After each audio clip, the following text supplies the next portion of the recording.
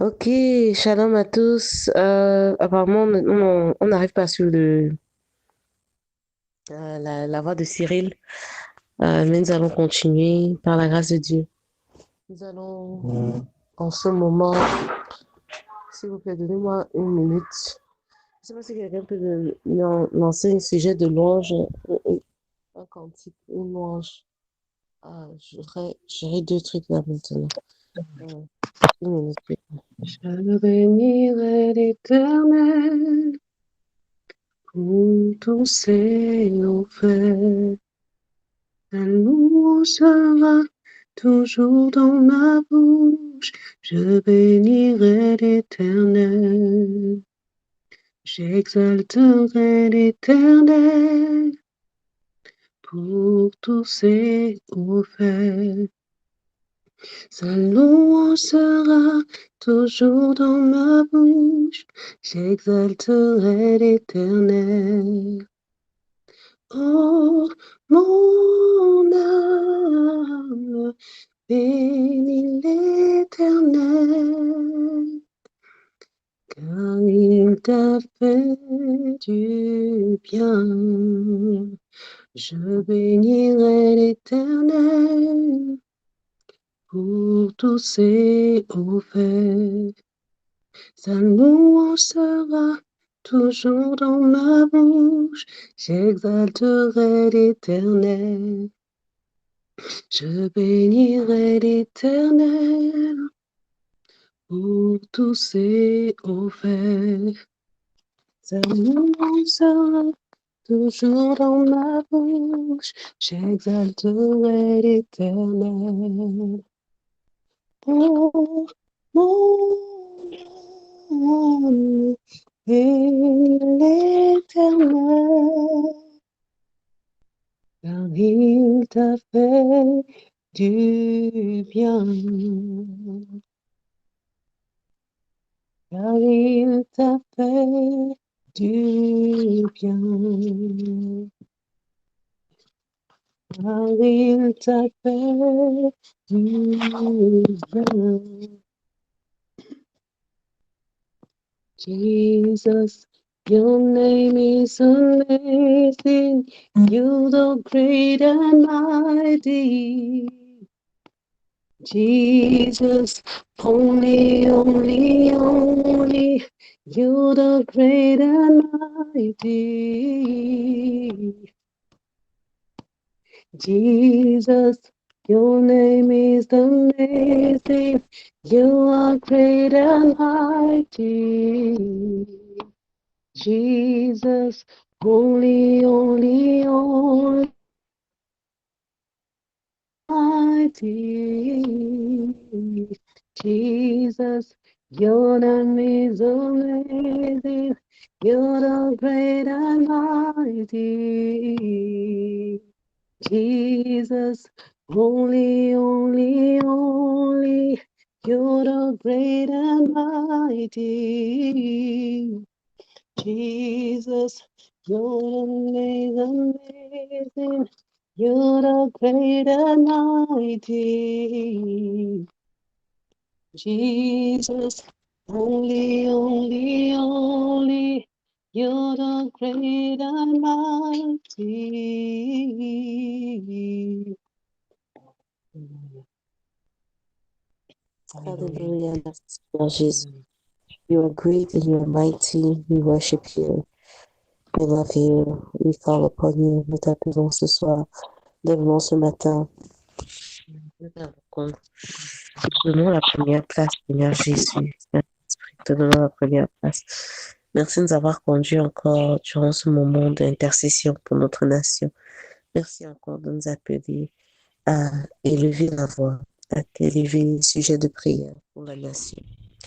Seigneur, merci pour l'instruction, merci pour l'édification, merci pour l'enseignement, les enseignements qui sont venus de différents endroits durant cette semaine, des prophètes, des pasteurs, des événements. Nous te disons merci.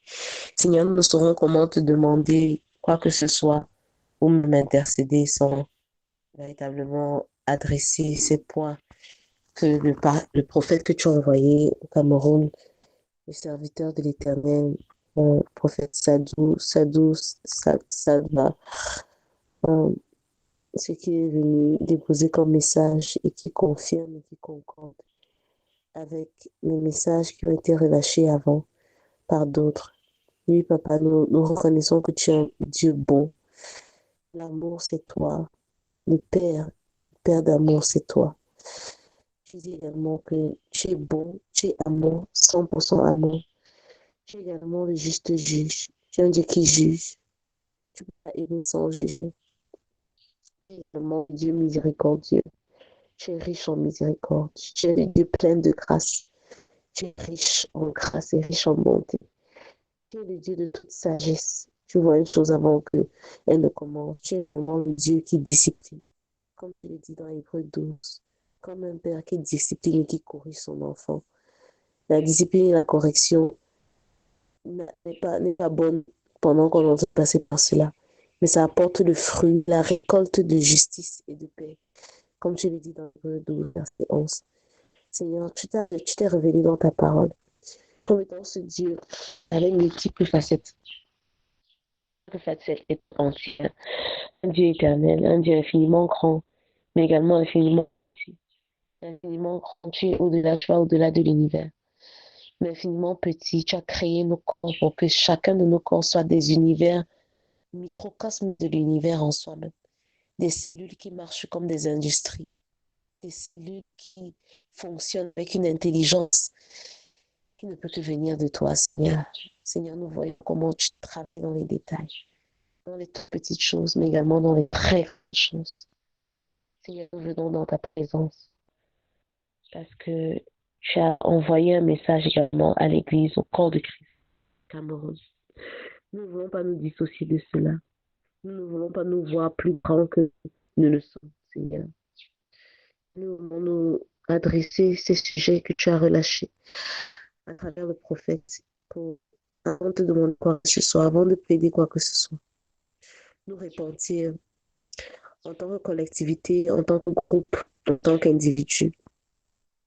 Pour les 5 points que tu as notés, que tu as dit à cette église, comme tu l'as, tu l'as, tu l'as défini, tu l'as associé à l'église de Sardes dans la Bible, qui faisait beaucoup d'activités, qui se pensait éveillée, mais en fait elle était morte. Seigneur, nous sommes reconnaissants de ta discipline, nous sommes reconnaissants de ta correction. Nous préférons être choqués ici pendant que nous sommes encore vivants que d'être choqués durant le jugement quand nous serons déjà de l'autre côté de l'éternité. Nous préférons que tu nous corriges ici, Seigneur, que d'être corrigés après. Nous préférons que tu nous dises là où nous sommes, nous faisons mal, là où nous n'avons pas bien fait, ici, pendant que nous pouvons encore corriger, comme un père qui discipline son enfant, que de nous le dire quand nous pensions, nous présumons que nous étions sur le bon chemin, mais nous n'étions pas. Alors, Seigneur, les 5 points, nous voulons prendre le temps, en ce midi, en ce jeudi, sur cet autel, pour confesser 5 points que le prophète a noté. J'ai mis dans le chat. Et nous repentir de cela, nous repentir en fait, c'est de nous tourner de ça, de nous tourner de cela. Repentir, ce n'est pas juste dire avec la bouche, je suis désolée, comme beaucoup le savent, mais de nous tourner de ce comportement, de faire le U-turn, comme on dit, au 180 degrés, et dire je ne vais plus m'associer à ces actes, je ne vais plus être participant des situations. Si moi, individuellement, j'ai été coupable de cela, je ne vais plus le faire. Je vais changer mon emploi de temps. Je vais changer ma dévotion. Je vais changer ma consécration. Je vais changer ma contemplation. Je vais changer ma perspective. Comme on le dit souvent, la repentance est un métanoïa, un changement de perspective. Ça veut dire que si on pensait qu'il faut créer la contention, qu'il faut toujours des guerres civiles, il faut toujours créer des conflits ou la polémique. Alors aujourd'hui, on dit Seigneur, je me répands. Donc déjà, je me dissocie de ces œuvres infructueuses des ténèbres.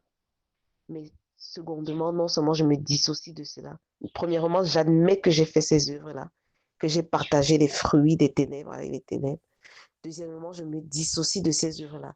Troisièmement, je me tourne et je choisis l'autre chemin, qui veut dire au lieu de promouvoir la contention, les querelles, je vais choisir de faire autrement. Je vais changer ma perspective. Mais seulement, pas seulement la perspective, pas seulement la pensée.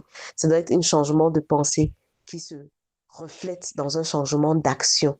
C'est pour ça qu'on dit souvent, tu dois changer ta manière de faire, tu dois changer ton emploi de temps. Tu dois changer. S'il n'y a pas ce changement-là, c'est que la repentance n'est pas véritable.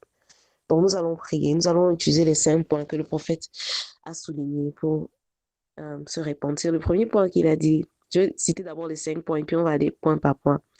Les 5 points, c'est failing to live with peace. Donc, et manquer de vivre dans la paix les uns avec les autres dans l'Église. Il a parlé, il a dit the constant contentions among yourselves. Il y a toujours les contentions, les conflits, les controversies, les polémiques parmi vous dans l'Église. Il ne parle même pas du monde, il dit à l'intérieur de l'Église. Les pasteurs qui écrasent d'autres pasteurs, les évangélistes qui écrasent d'autres évangélistes. Parce qu'il y a cette contention-là parmi vous dans le corps du Christ. Ça se manifeste également dans la nation.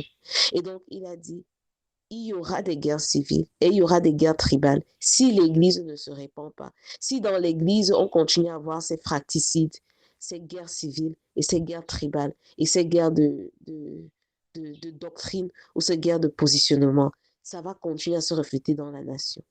La deuxième chose qu'il a dit pour laquelle l'Église doit se repentir, c'est le jugement les uns envers les autres. Les jugements des fois qui sont faux et qui sont prématurés ou qui sont précipités. Il a dit au point numéro 2, j'ai mis dans le chat, une église qui juge l'autre, un croyant qui accuse falsely, falsely c'est quoi? Voilà, qui accuse mal l'autre, un pasteur qui accuse à tort l'autre pasteur. Et donc il a redonné la référence de Matthieu 7, verset 1 à 5, ou Luc 6, verset 37 à 42. Le Seigneur Jésus nous a avertis. Ne vous jugez pas par les apparences externes. Parce que quand tu juges quelqu'un faussement, tu te condamnes toi-même. Et l'esprit de jugement de Dieu va te condamner également, et même les autres générations. C'est pour ça qu'il dit beaucoup souffrent même des problèmes dans leur génération. Dieu est bon et il est miséricordieux. Et il a dit, l'église du Cameroun va brûler, à part si elle remet sa maison en ordre. Et il a dit, ne jugez rien avant son temps. Ça, c'est une citation également de 1 Corinthiens 4. Parce que le jugement n'est pas donné à nous. C'est pas à nous de faire le jugement. Pourquoi tu juges avant le temps? Donc, nous devons nous repentir pour cela. Et Romains 14, verset 13 dit, je ne vais plus juger. Dit aujourd'hui, je ne vais plus juger un autre croyant. C'est surtout dans l'Église, en fait, qu'il parle, qu'il décrit cela. Aujourd'hui, je ne vais plus juger un autre croyant. Je ne connais pas, je ne sais pas. Ce n'est pas mon rôle de juger. Et voilà. Donc, ça, c'était le deuxième point. Le troisième point qui semble similaire, mais qui est différent, il a appelé ça dogfighting, gossiping and murmuring. Quand on fait les commérages, quand on fait les murmures et qu'on a les médisances. C'est comme, en anglais, on dit dogfighting, backbiting.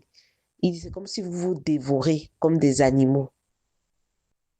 Qu'est-ce que la murmure veut dire? Ça veut dire à un ton bas, dire un peu chuchoter, exprimer son indignation, sa complainte, son manque de plaisir.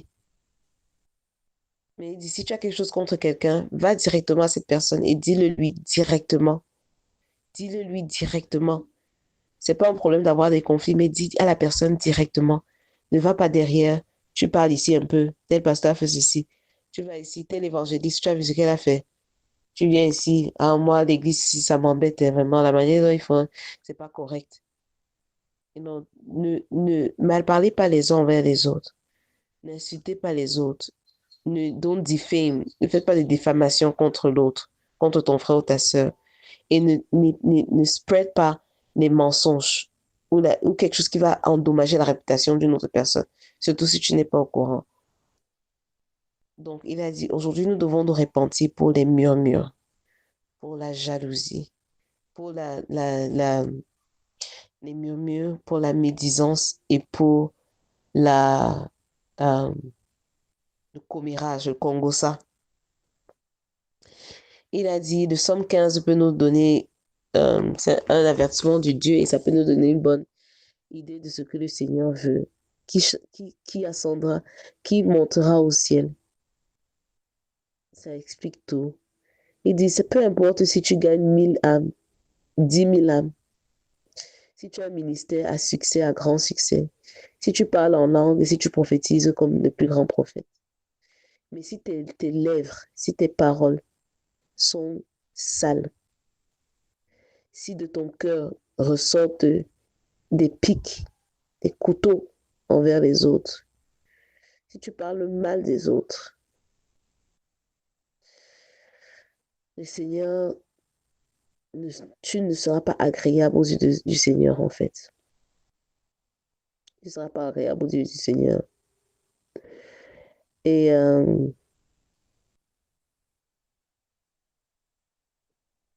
donc voilà. Et donc il a dit, il y aura une distinction dans Révélation, dans Apocalypse 22, verset 11, entre ceux qui sont filthy, entre ceux qui sont filthy and unrighteous et holy and righteous. On ne peut pas se moquer de Dieu. Filthy, ça veut dire les mains impures, les yeux impurs, le cœur impur, la bouche impure, et qui marche non seulement dans la position de justice, mais qui ne marche pas dans les actions justes. Et ceux qui sont saints et qui marchent dans les actes justes. Pas la justice dans côté positionnement, mais la justice dans les actions. Le quatrième point, c'est que chaque fois que Dieu, ce pourquoi le Seigneur indexe l'Église au Cameroun et ce pourquoi nous devons nous repentir. Il a dit à chaque fois que Dieu essaie de créer ou de bâtir quelque chose de nouveau, l'Église du Cameroun l'a détruit. Il a eu une vision de Dieu qui est en train de mettre parpaing sur parpaing. Et puis ensuite, il a vu une main qui venait à chaque fois détruire ce que Dieu est en train de bâtir. Comment est-ce que vous faites cela? À travers vos traditions vaines, les traditions des hommes. Comme les pharisiens qui ont poussé tout ce que Jésus construisait parce qu'il faisait quelque chose de nouveau en leur temps. Ils venaient contre leur tradition, contre leur dogme, contre leur convention. On est habitué à faire ceci comme c'est ça, comme cela. Contre ce à quoi ils étaient habitués à faire. Et ils ont détruit, ils essayaient toujours de détruire ce que Jésus est en train de bâtir. Et donc le Seigneur dit, vous êtes coupables de détruire l'œuvre de Dieu qu'il essaye de faire à nouveau dans cette nation. Dieu essaye de faire des choses nouvelles, de bâtir de nouvelles choses. Mais à chaque fois, comme ça a l'air différent, c'est différent de ce qu'on connaît, c'est différent de nos traditions, c'est différent. Alors on écrase, le corps du Christ écrase. Pourtant, dans Joël 2, verset 28, c'est clair. Au dernier jour, il va déverser son esprit sur toute chair. Les jeunes vont prophétiser. L'onction va tomber sur toute personne. Alors il dit, ne détruisez pas l'œuvre de l'Éternel. Le Seigneur va essayer de bâtir et arrêter de détruire ce que Dieu est en train de bâtir. Arrêtez de détruire ce que Dieu est en train de bâtir. Et vous voyez, tout ça, c'est connecté. Parce que quand on juge trop rapidement, on annule et on refuse ce que peut-être ce n'était pas. C'était Dieu qui est en train de bâtir. Ça a l'air inconventionnel. Ça a l'air différent. Mais comme on a déjà jugé, on détruit. Pourtant, ça pourrait être une œuvre de Dieu. Qui sait? Donc, le Seigneur va utiliser beaucoup de jeunes, c'est ça qu'il a dit. Ne les poussez pas, non seulement les jeunes, mais il va utiliser les enfants. Et il a dit qu'il faut qu'on enseigne nos enfants à guérir les malades, à voir des visions, à chasser les démons. Il va utiliser beaucoup les enfants, même pas seulement les jeunes. Et le cinquième point, c'est vous n'êtes pas fidèles dans vos dîmes et dans vos dons, dans vos offrandes. L'Église du Cameroun, il le dit, n'est pas fidèle dans son donner. Et la Bible dit clairement que quand on ne donne pas au Seigneur nos dîmes ou nos offrandes, nous volons du Seigneur. Dans Matthieu 3, versets 12 à 13, ça dit, tu as volé mes dîmes et mes offrandes. Et à cause de ça, tu es maudit et tu es maudit de la pauvreté. Il dit, voilà pourquoi il y a comme un esprit de pauvreté qui semble être agrippé sur le Cameroun. Parce que l'Église même, le corps du Christ, n'est pas fidèle dans son don, dans sa semence, dans le bâtiment de Dieu. You have held back your hand to giving unto God. Tu as gardé ta main. Donc, c'est comme quelqu'un qui, au lieu de donner, au lieu d'envoyer sa main pour donner, il garde sa main. You have held back your hand. Tu n'aimes pas donner l'argent. Tu aimes seulement recevoir les choses gratuitement. Ça, c'est le message que ce prophète donnait à l'église. Tu n'aimes pas donner l'argent. Tu aimes donner les choses gratuitement. On va voir dans nos églises les gens, même, et il dit même les serviteurs, parce que les serviteurs de Dieu ne sont pas à l'abri du donner. Parce que c'est un principe biblique de donner, pas seulement de leur temps ou de leur intelligence ou de leur énergie, ça c'est très bien. Mais il dit de donner également leur fonds, leur argent. Parce que c'est là où on voit le détachement véritablement et la confiance en Dieu. C'est avec notre argent en fait. Et donc il a dit, les serviteurs doivent apprendre également à donner. Il dit, toute la nation est comme sous une malédiction de pauvreté. Parce que l'Église, les croyants, les fidèles et les serviteurs ne savent pas donner. Donc on est toujours un pays qui est toujours en train de quémander, toujours en train d'attendre de recevoir, toujours en train d'être ces personnes qui ne peuvent que être des récipients d'argent et non jamais des donneurs d'argent. Et donc il a dit, aujourd'hui, nous devons nous repentir de cela, de ne pas avoir donné les dîmes ou les offrandes au Seigneur. Et il a dit, les faux prophètes dans les églises, et on voit, il a dit, il y a beaucoup de faux prophètes au Cameroun, on a dit oui. Les gens dans là-bas ont dit oui. Et un des trucs des faux prophètes, c'est qu'ils vont toujours demander le droit de recevoir votre argent et vos dîmes. Il dit, c'est une marque très identifiante d'un faux prophète. C'est qu'il demande de l'argent. Mais le bon prophète, le bon pasteur, il va vous pointer toujours à Dieu. Il ne va pas vous forcer à donner les dîmes. Il ne va pas toujours être, chaque sermon sera que donne les dîmes, donne les offrandes. Et même comme il nous challenge de le faire, il dit, il faut savoir, avoir le discernement pour savoir que des prophètes et des pasteurs qui te demandent, qui exigent, ça, ils ont des intentions différentes. Et les motivations ne sont pas inspirées du trône de grâce. Donc, il a dit, chaque église et chaque ministère qui font véritablement l'œuvre de Dieu, c'est la responsabilité de l'Église de contribuer à sa croissance et à la croissance de l'Église et à la croissance de ce ministère-là. Le Seigneur, quand tu fais cela, Dieu bloque le dévoreur de manger ton argent. Tu auras toujours une récolte en abondance. Et il dit, le Seigneur a ça comme but pour le Cameroun, que toutes les nations appellent le Cameroun béni et que la terre ne va plus appeler stérile, ne va plus être stérile. Ce sont les plans de Dieu pour cette nation. Il dit, si l'Église se répand et se remet sur la voie que le Seigneur a dit, ça veut dire choisir la bonne voie. Choisir, au lieu de faire les commérages, au lieu de se tirer les uns vers les autres, au lieu de murmurer, au lieu d'être toujours des sources de contention parmi nous dans l'Église, au lieu de saboter ou de casser ou de briser ce que Dieu est en train de vouloir bâtir, au lieu d'être chiche avec notre argent. Si l'Église se répand et choisit l'autre côté de cette pièce, le Seigneur va véritablement préserver notre nation. Il a dit au ministre de Dieu, gardez vos cœurs, qu'il n'y ait aucun mal dans vos cœurs, aucun evil. Gardez vos bouches également, que les choses malsaines ne sortent pas de vos bouches. Et donc, il a dit aussi au ministre de Dieu, répentez-vous aujourd'hui. Il dit, quand nous ne donnons pas au Seigneur, c'est comme s'il y a de la lèpre sur nos mains. C'est comme s'il y a de la lèpre sur nos mains. Quand nous parlons mal des autres, c'est comme s'il y a la lèpre sur nos bouches. Quand nous sommes toujours en train de détruire l'œuvre que le Seigneur fait, que ce soit par nos bouches, par nos commentaires ou par notre attitude, c'est comme s'il y a la lèpre dans nos cœurs. Et il dit, comment est-ce qu'on s'attend à ce que le Seigneur se bouge dans cette nation si la lèpre a envahi toutes les différentes parties de l'Église?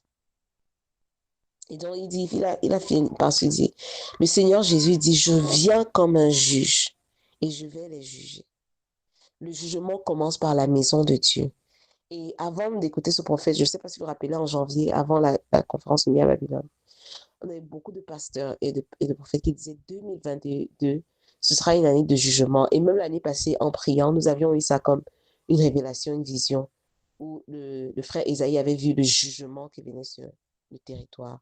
Mais avant de juger la nation, il juge d'abord son Église. C'est pour ça que là, il nous corrige, il nous discipline et nous demande de nous remettre sur le droit chemin. Il dit, si les 5 points ne sont pas adressés et qu'on ne se remet pas sur le droit chemin, les calamités vont tomber sur cette nation. Ça va créer des problèmes économiques énormes. Mais Dieu est plein de miséricorde. C'est pour ça que la repentance, c'est un cadeau. Il a dit, retournez-vous et remettez-vous sur le bon chemin. Choisissez le bon chemin, le chemin de la vérité. Choisissez le bon chemin, le chemin de la bienveillance. Choisissez le bon chemin, le chemin du don de soi, de la générosité. Et il a dit que l'Église du Cameroun se répande. Donc c'est ça, nous sommes le corps de Christ ici. Chacun d'entre nous, différemment, représentant différentes assemblées. Donc, nous allons prendre le temps pour dire, Seigneur, nous nous repentons de tout cela. Le frère Cyril, si tu es disposé, si tu es dans un endroit et que tu as peut-être écouté, je t'encourage de le faire.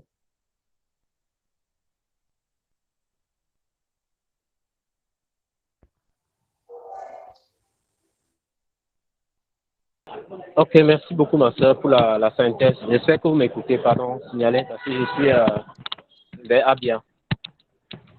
Oui, on t'écoute.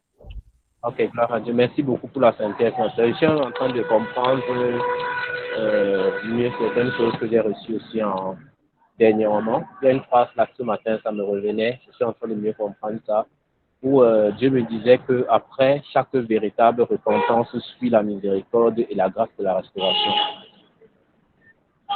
Donc, c'est vrai que je l'analysais peut-être dans le sens peut-être avec ma famille, dans la chair et tout. Mais quand tu es en train le message qu'il a reçu là, je suis en train de comprendre en fait ce que ça essaie de signifier.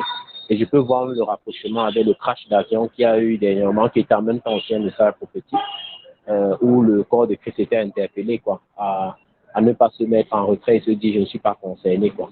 Donc de se sentir concerné par tout ça, quoi. Et on va prier, alors je vais prier. Père, nous voulons te demander pardon. Pardon pour toutes les choses, toute cette peinture, toutes ces choses sur lesquelles tu nous interpelles en tant que corps de Christ au Cameroun.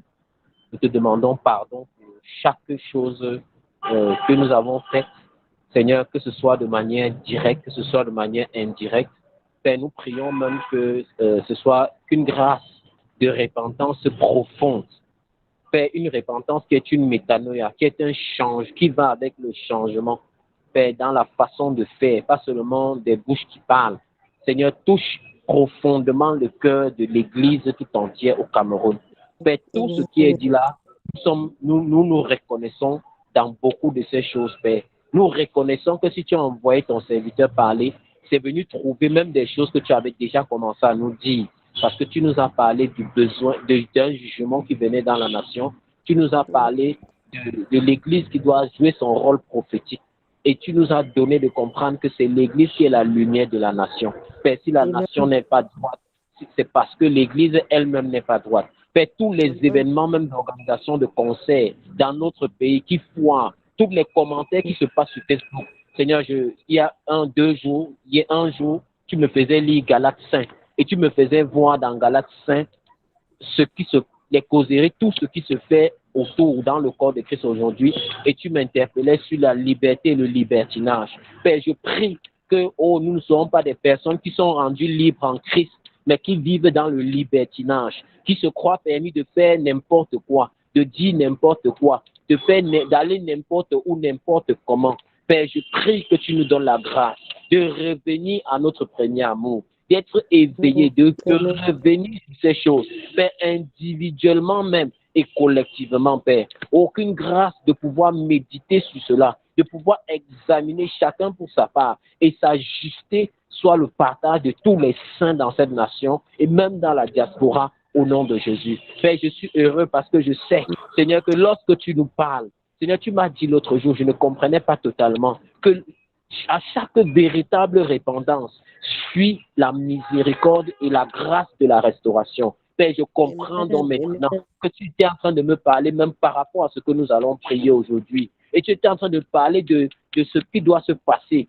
si l'Église se répand véritablement dans la nation. La miséricorde va suivre. Nous n'allons plus voir nos jeunes se tuer dans les lycées, se tuer dans les collèges. Nous n'allons plus voir beaucoup de choses se passer parce que ta grâce de restauration va suivre. Elle va se déployer en magnificence. Père, nous te disons merci. Merci parce que c'est avec amour que tu parles aux saints. Merci parce que c'est parce que tu aimes tout le Cameroun en entier, que tu nous parles comme tu nous parles comme ça, que tu as encore envoyé un serviteur de loin. Continue à nous parler, continue à nous parler. Merci pour ton amour, Seigneur. Merci parce que tu parles par amour. Tu dis que celui qui est châtié, c'est parce qu'il est fils qu'il est châtié. Père, merci parce que ces paroles nous éprouver, nous tailler, nous challenger, nous pousser à changer parce que tu nous aimes.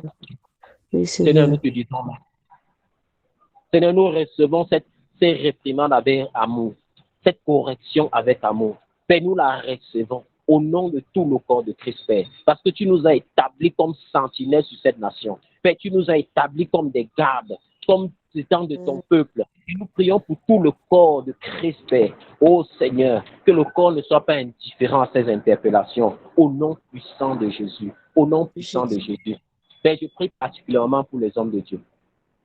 Parce qu'en réalité, Père, aujourd'hui, tu me disais il y a 3 ans qu'aujourd'hui, l'Église est comme qui devait être des vases communicants, sont comme des enclos juxtaposés les uns à côté des autres, qui ne se parlent pas, mais qui ont des systèmes de drones pour s'épier mutuellement.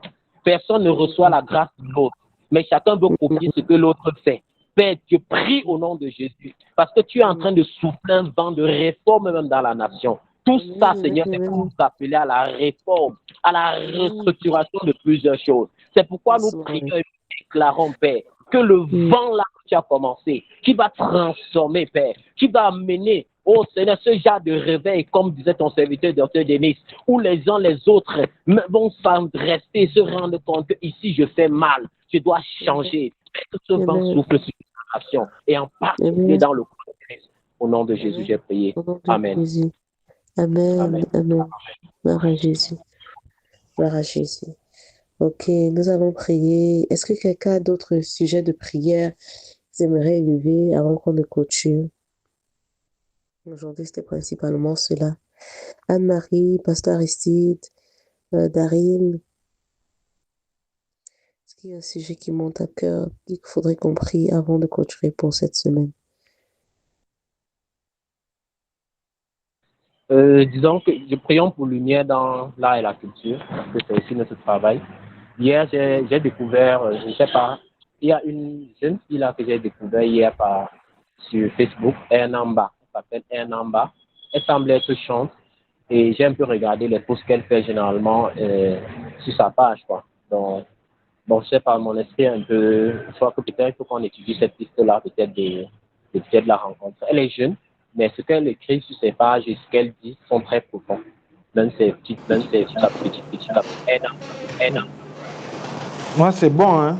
Les sujets sont assez étayés. Ça va, c'est bon. D'accord. Ok. En fait, pour l'art et la culture, la semaine dernière, Muriel m'a dit que, comme c'est elle qui doit coordonner cela, elle m'a dit que elle voyait Fidèle Djeb encore pour intervenir, mais je lui ai dit de s'assurer que Fidèle a peut-être deux personnes qui peuvent témoigner, qui peuvent des témoignages vivants de son ministère dans ce domaine-là. Et D'accord, super. elle m'a dit qu'il pourra être prêt pour fin juin. Ça pourrait être prêt pour fin juin. Je lui ai dit qu'elle a les détails, elle communique à Daryl pour qu'on puisse commencer avec les flyers et tout. Super, gloire à Dieu, gloire à Dieu. Donc, je vais rester en prière pour le cas de elle en bas pour savoir dans quel sens, quoi. Son esprit est en train de la voir, quoi. Et Ok, comment merci. l'impliquer dans la communauté. Oui, peut-être. Je ne sais pas, j'ai connu ça. C'est hier comme ça sur Facebook que je l'ai vu au travers d'un commentaire que quelqu'un a fait sur un de ses posts et je suis allé regarder. J'ai vu qu'elle dit des choses très pertinentes. Pour les jeunes aussi, D'accord. surtout. Ok, ok, super. Ok, d'accord. On va prier quand même pour ça aussi. Lumière dans l'art et la culture. Prions. Papa, nous te redédions cet événement, ce programme que tu as voulu que nous puissions faire pour apporter la lumière de Christ, la pensée de Christ dans les 7 secteurs des différents secteurs d'influence de la nation, Seigneur. Merci parce que tu nous amènes à ce troisième événement. Après 2 programmes très inspirants, édifiés par toi, conduits par toi, lumière dans la famille et lumière dans l'éducation. Seigneur, nous te disons merci.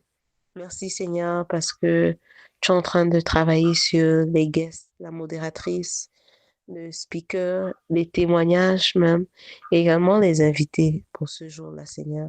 Seigneur, nous te prions pour que tu puisses nous aider à amplifier le message, amplifier l'information, attirer plus de personnes à ce contenu et attirer plus de personnes à ces vérités-là. Seigneur, donne l'inspiration même à notre équipe de com et de médias pour que le message puisse aller plus loin et plus vite, Seigneur. Merci, Seigneur, parce que nous te prions pour que tu te glorifies, Saint-Esprit, à travers ce programme, pour que ça puisse impacter des générations. Au nom de Jésus-Christ, nous avons prié. Amen. Amen, amen, amen, amen. Amen. Ok, nous allons clôturer pour la journée. Amen. Nous allons clôturer pour aujourd'hui et se donner rendez-vous à jeudi prochain par la grâce de Dieu. On reste à l'écoute, on reste connecté, on reste sensible à ce que le Seigneur est en train de faire dans la nation et à nos postes. Amen. Ok. Amen. Amen. Amen. Amen, amen, Paris, amen, shalom. amen. Shalom, shalom. Shalom, shalom, pasteur. Et tous les autres. Shalom.